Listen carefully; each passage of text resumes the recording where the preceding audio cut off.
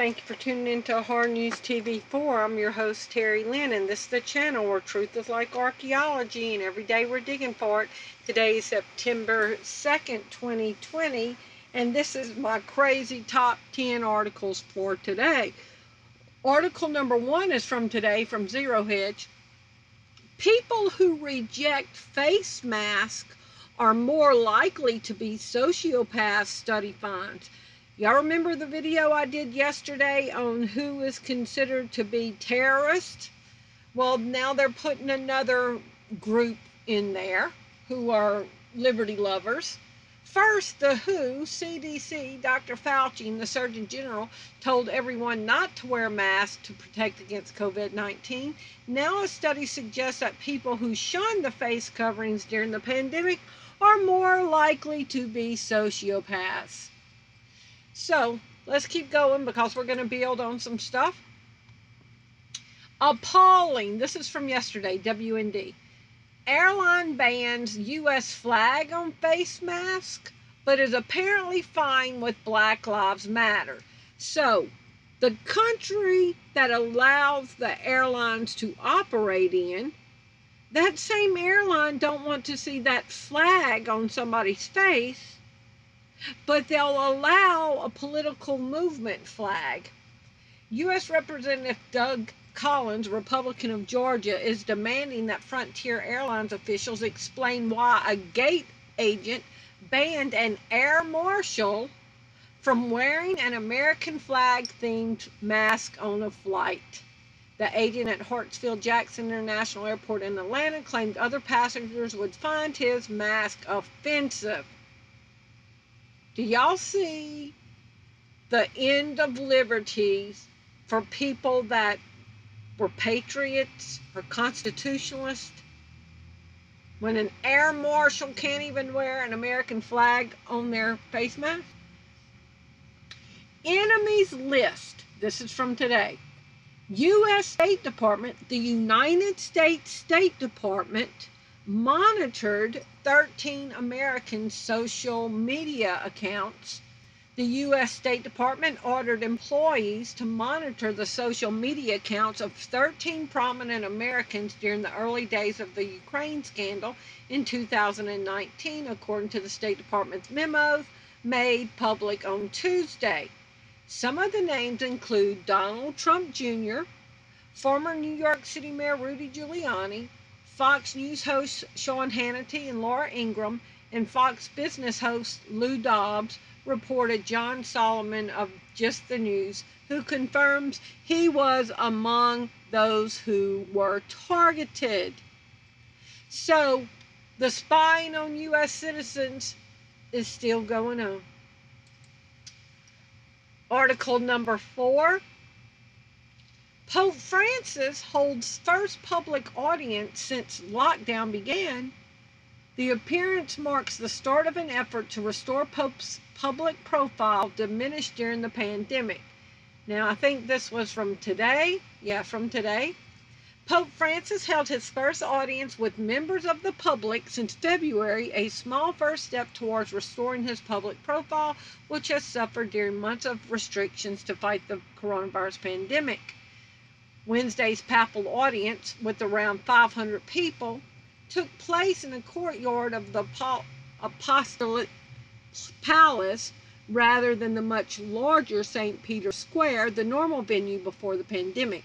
It drew a mix of devotees and tourists. The public wore face masks, but the Pope and his entourage did not. Rows of plastic chairs, spaced about 3 feet apart, began only a few feet from where the Pope was sitting, giving those who came a more intimate environment than people ever get a chance to share with him. Okay? And he just calls on, we all need to come together and do what's right to fight the pandemic. Well, so the Pope, who is the highest ranking religious figure in the Catholic Church, and there's millions of Catholics around the world, is promoting the mask and social distancing, even though they didn't do the 6 feet, they did 3 feet. But he's basically telling them to all be good global citizens, and wear your mask, and let's all come together.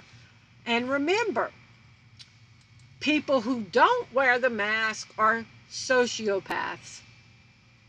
So the line is getting drawn more and more about the mask wearers and the mask not wearers. This is from today. Urgent request sent to states in push for coronavirus vaccine delivery by November 1st. There is a huge internal U.S. government push to have the vaccine here by November 1st. Y'all, that's 2 months away. Robert Redfield, director of the CDC, sent a letter last week to the nation's governors with an urgent request. The Trump administration wanted them to do everything in their power to eliminate hurdles for the vaccine distribution sites to be fully operational by November 1st. Now remember, I did a video yesterday, if you're an anti-vaxxer, you're a terrorist. And what they plan to do with terrorists. In 2 months, they want the vaccine here. So in 2 months, we're going to have to make a choice. Science deniers from today. Delaying herd immunity is costing lives. Climate scientists are frustrated by people who do not believe in climate change. In etymology, our frustration is with anti-vaxxers. Most anti-vaxxers are highly educated but still argue against vaccinations. We now face a similar situation with anti-herders who view herd immunity as a misguided, optional strategy rather than a scientifically proven phenomenon that can prevent unnecessary deaths. So I guess that's going to be a new group added to the list. You might be one if. Article number 7, Breitbart. Watch a pregnant Australian mother arrested for inciting coronavirus lockdown protest. So all over the world, you can act a fool, burn down stuff, burn down churches, beat people up, rape, rob, pillage. But you can't plan to protest against being locked down like prisoners. Police in Australia arrested a pregnant 28-year-old woman in front of her partner and 2 children Wednesday for allegedly planning a coronavirus protest and promoting it on Facebook. Police in the state of Victoria took the woman, Zoe Bueller, into custody at her home after she created a Freedom Day event on Facebook calling for people to peacefully gather against the government's lockdown measures. As some of you may have seen, the government has gone to extreme measures and are using scare tactics through social media to prevent the Melbourne protest, the now deleted event description read. Here in Ballarat, we can be a voice for those in stage 4 lockdowns. We can be seen and heard and hopefully make a difference. Video of the arrest shared on social media shows officers handcuffing Bueller in front of her partner and children. In the video, Bueller becomes increasingly distressed as she tells officers she is pregnant. I have no idea why your guys are doing this, she tells officers. My 2 kids are here. I have an ultrasound in an hour. I'm happy to delete the post. I don't really understand what I've done wrong. This is ridiculous. I didn't realize I was doing anything wrong. So, the apprehension comes just days after a group of anti-lockdown protesters clashed with police. So, the rioters out there who are wanting to defund the police, who are wanting to kill the police, they're able to have their freedoms, but you can't say, let's peacefully meet to say we don't want to wear a mask. Why? Because people who don't want to wear a mask are sociopaths. Now look at this. Amazon, who has the secret cloud server for the CIA. Today, Amazon deletes job postings for, quote, intelligence analyst positions after they go viral on social media. Now remember, Amazon has created a biometric database for the U.S. government. So they posted for a job for intelligence analyst for Amazon, y'all. That's supposed to just be an online retailer. Amazon, who works for the CIA, posted for an intelligence analyst.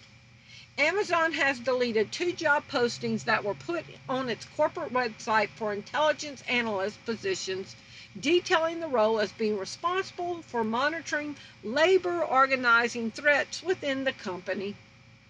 The listings went viral on social media a couple of days after they were posted before Amazon removed them as a result.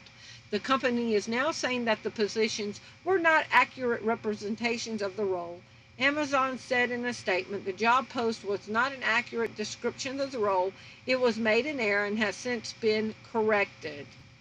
One position was for intelligence analyst and the other was for senior intelligence analyst. Both were based out of the company's Phoenix, Arizona office. Article number 9, Bloomberg-Funded group, Trump may win the election on the night, but Joe Biden will win days later due to mail-in votes. So does that tell you that there might be some voter fraud if Trump's going to win first, but the mail-in votes are going to make Joe Biden win? And then this says from 2 days ago, on election night, we might not know who won. If the election is close, we may not know who the winner is for days. Chaos could last for days or even weeks. We don't know what's about to happen, but we do know in 2 months, right before the election, we all might be vaccinated. 2 months, we got to make a choice. Will you choose freedom? Article number 10. In George Orwell's classic dystopian novel 1984, protagonist Winston wonders whether he is the only person who retains a real memory and doubts the narrative of the party. He has no way to find out whether anyone else truly believes the government revised version of history or simply acts like they do. Discussing such matters is verboten, punishable by vaporization and deletion from history. Fortunately, we are not quite at that point in the U.S. No one has yet been vaporized. No, but we're being deleted from history. You're being unpersoned. Your presence being taken away. Millions of lockdown opponents won't make their position known even to their closest friends and family.